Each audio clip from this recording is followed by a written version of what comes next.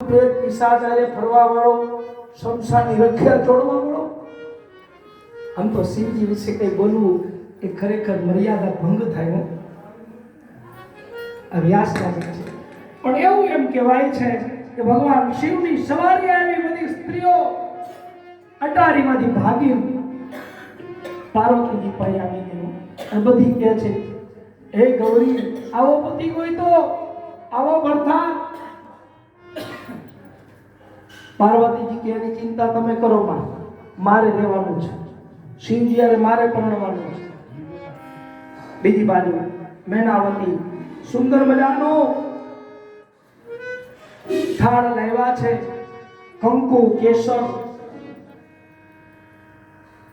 ચંદન. વરરાજો કેવો સુંદર હશે, સુંદર મજાનો સોનાનો મુગટ ધારણ કર્યો હશે, જરકસી જામા હશે, પીળા પીતાંબર ધારણ કર્યા છે. આવી બધી કલ્પના કોની? મેનાવતીની.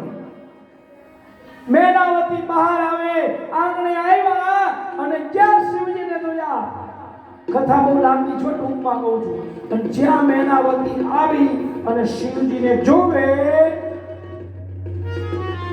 શિવજીને જોતા જ મેનાવતીની હાથમાંથી થાળી પડી ગઈ.